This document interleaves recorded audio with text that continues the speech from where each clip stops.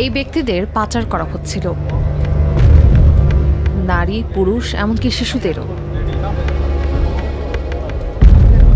কক্সবাজারের টেকনাফের গহীন পাহাড় থেকে তাদের উদ্ধার করা হয়। ভুক্তভোগীদের ৪৪ জনই নারী ও শিশু।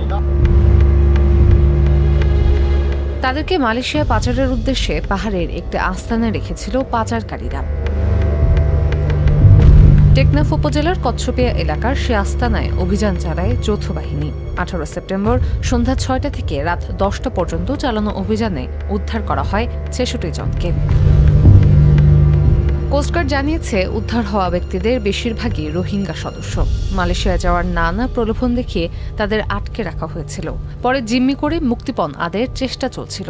কয়েকটি সংঘবদ্ধ পাচারকারী চক্র বিদেশে উচ্চ বেতনের চাকরি, সুবিধাজনক কর্মসংস্থান, উন্নত জীবনযাপনের স্বপ্ন, অল্প খরচে বিদেশ যাত্রা প্রলোভন দেখিয়ে টেকনাফ সহ দেশের বিভিন্ন এলাকা থেকে বাংলাদেশি ও রোহিঙ্গা নাগরিকদের মালয়েশিয়ায় গমনে উদ্বুদ্ধ করে টেকনাফের গহীন পাহাড়ে গোপন আস্তানায় জিম্মি করে রেখেছিল। পাচারকারীরা তাদের আটকে রেখে নির্যাতনের মাধ্যমে মুক্তিপণ আদায় করার চেষ্টা করছিল। অভিযান চলাকালীন যৌথ বাহিনীর উপস্থিতি টের পেয়ে পাচারকারীরা পালিয়ে যাওয়ায় কাউকে আটক করা সম্ভব হয়নি। তাদের আটকের নিমিত্তে নৌবাহিনী ও কোস্টগার্ডের গোয়েন্দা নজরদারি ও অভিযান চলমান রয়েছে। আইনশৃঙ্খলা বাহিনীর সূত্রে জানা গেছে, চলতি বছরে এ পর্যন্ত টেকনাফ থেকে ৬২ মানব পাচারকারীকে গ্রেপ্তার করা হয়েছে। উদ্ধার করা হয়েছে ৭৭ জনকে।